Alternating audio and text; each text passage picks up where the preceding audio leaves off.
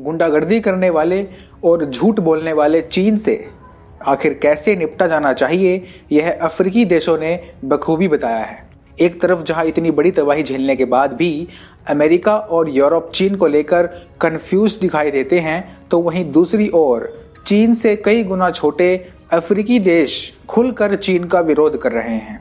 आज तक चीन ने अफ्रीका के साथ दोस्ती के नाम पर सिर्फ उनका शोषण किया है, लेकिन अब कोरोना के बाद अफ्रीका ने चीन को सबक सिखाने का मूड बना लिया है। अफ्रीका में पहले बीआर आई और फिर कोरोना के कारण पहले ही चीन विरोधी मानसिकता पनप रही थी। वहां चीन में लगातार हो रहे अफ्रीकी लोगों पर हमलों ने इस मानसिकता को अब और ज्यादा बढ़ा दिया, जिसके परिणाम स्वरूप अफ्रीका ने अब चीन को आड़े हाथों लेने की ठान ली है। वहीं यूरोप और अमेरिका अभी भी सिर्फ मौखिक रूप से बयान देने के अलावा कुछ करने की स्थिति में नहीं दिखाई दे रहे हैं।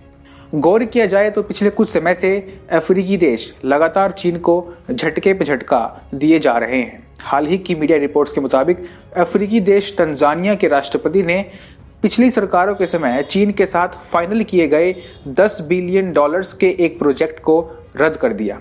साथ ही तंजानिया के राष्ट्रपति ने कहा कि इस प्रोजेक्ट की शर्तें इतनी बकवास थी कि कोई पागल व्यक्ति ही इन शर्तों को मान सकता था।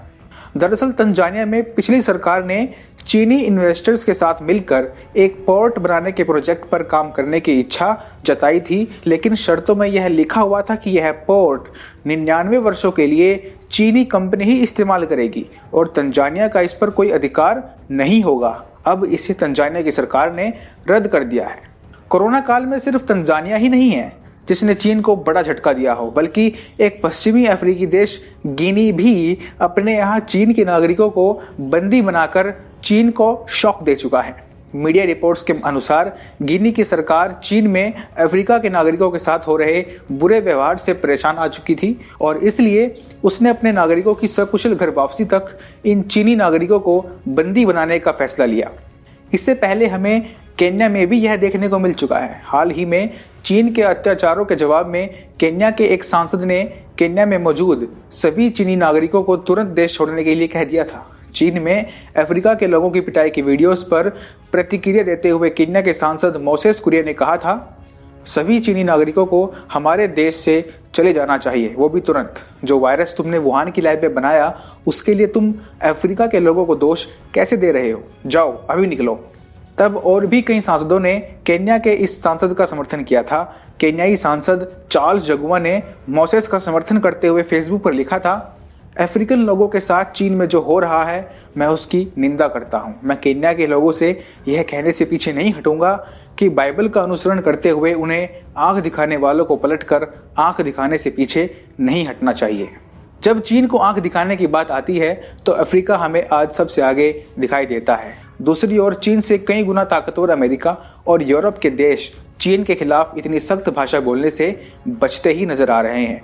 ट्रंप कभी चीन के पक्ष में ट्वीट कर बैठते हैं तो कभी वे चीन को गंभीर परिणाम भुगतने की धमकी देते हैं। उदाहरण के तौर पर जब ट्रंप ने शुरू में कोरोना वायरस को चीनी वायरस कहा था तो दुनिया भर में चीनी विरोधी लोगों में एक अलग ही उत्साह देखने को मिला था। हालांकि उसके एक दिन बाद ही ट्रंप का एक ट्वीट देखने को मिला था, मेरी अभी जिनपिंग से बात हुई, कोरोना ने हमारे ग्रह के बड़े हिस्से पर तबाही मचा रखी है।